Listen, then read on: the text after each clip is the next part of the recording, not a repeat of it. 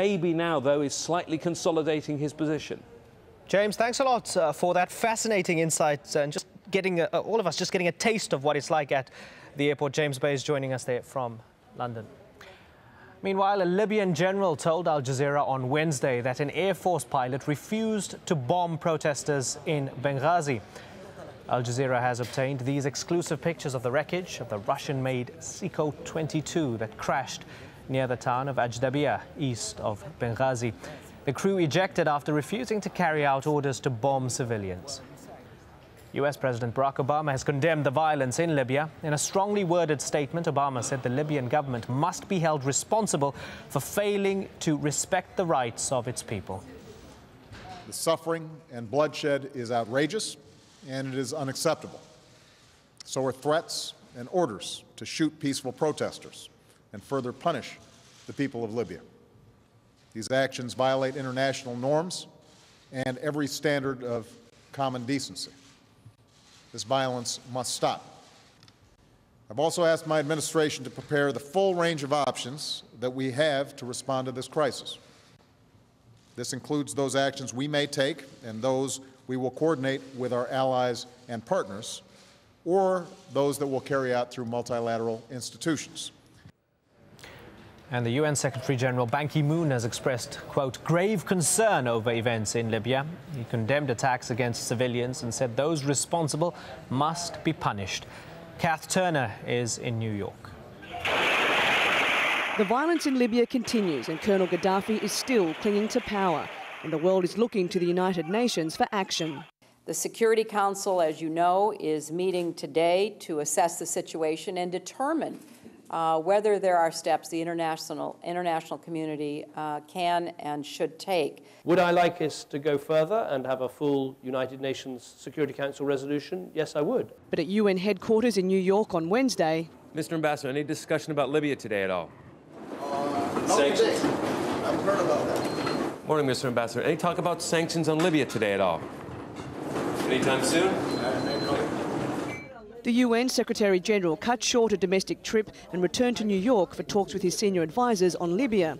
But when he emerged to talk to the media, Ban Ki-moon did not stray from his previous statements. So there are calls in the international community, Mr. Secretary-General, for no-fly zones, for sanctions, and yet after 3 hours of negotiation, the Security Council came out with a statement, not even a presidential statement. Are you satisfied with that? The situation is developing rapidly toward a very dangerous situation. Therefore, we need to very carefully monitor the situation. I will continue to urge in the strongest possible terms for us to stop violence, protect the human rights and the civilian population. International frustration is growing over the United Nations' apparent lack of action. Well, you have to get the political consensus first. That produces some words, and then from those words, hopefully, you get some real action. The Security Council remained mute during the uprisings in Tunisia and Egypt. The governments collapsed with relatively little violence. The use of mercenaries and aerial attacks on unarmed Libyans has alarmed the international community, and yet the response from the Security Council may be similarly weak. Understandably, a few members of the Council are quite cautious about invoking sanctions. Sometimes you don't know exactly who's going to be hurt and whether they're going to make a difference or not. Several observers are calling on the International Criminal Court to investigate possible crimes against humanity. But its chief prosecutor says Libya does not recognise the ICC's powers. The only way it can step in is if Libyan authorities accept the ICC's jurisdiction or if the UN Security Council refers the situation to the court. The United Nations Human Rights Council will hold a special session on Friday to discuss Libya, but already its draft resolution is being criticised for not going far enough. Kath Turner, Al Jazeera at the United Nations, New York. You're with Al Jazeera following developments in Libya. The latest developments coming up, plus hopes fade of finding more survivors from the earthquake in New Zealand. And violent confrontations in Greece as anti-austerity protesters fight running battles with police.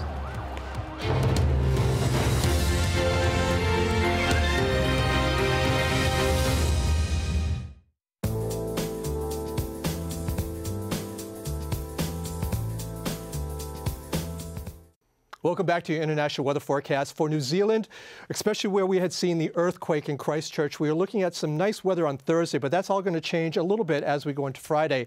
As you can see here on the satellite image, we are looking at some clouds pushing in, and on Friday, some rain showers are going to be pushing in as well. Those temperatures on Friday, about 19 degrees, but only on Friday. As we go into the weekend, that rain shower activity should move to the north, and partly cloudy to clear skies should be coming back into the forecast. Now, let's take a look at where it is going to rain quite heavily. Up here towards the north and part of Australia, we're going to be seeing anywhere from 80 to 100 millimeters more of rain over the next couple of days. Notice here on the circulation, we're picking up two areas of circulation. Those are tropical pressures of low areas, and we are going to be seeing some very heavy rain here. For Darwin, about 29 degrees, but look what's happening down towards the south. Very warm temperatures for Adelaide, about 38 degrees. Now, that's about 8 degrees over their normal temperature of what they see this time of year. They've seen some warm temperatures over the last couple of days, and those temperatures are continuing to rise just a little bit. Towards India, we are going to be seeing some dry conditions. Down towards the southwest, we are seeing some rain, but not as much as we have seen over the last couple of days. Chennai is finally going to be dry at about 29 degrees. Colombo at 32.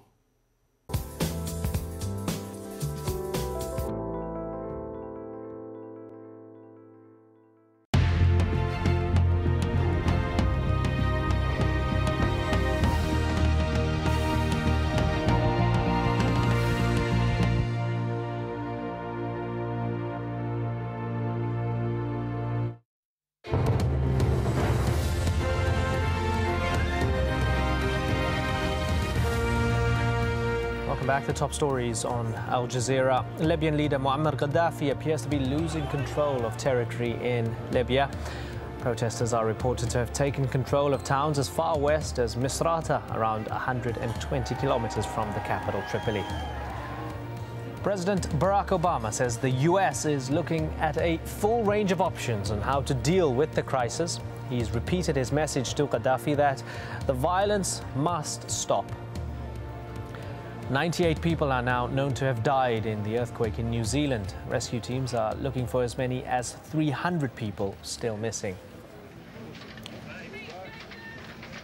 Well, back to Libya now, and an ever-changing picture of who is in charge and just where. Moving from east to west, and in the city of Tobruk, close to the Egyptian border, there's no presence of security forces.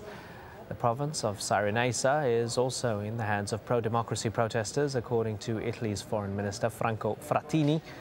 And it's the same situation in the western city of Misrata, where army officers are reportedly supporting calls for Gaddafi to go.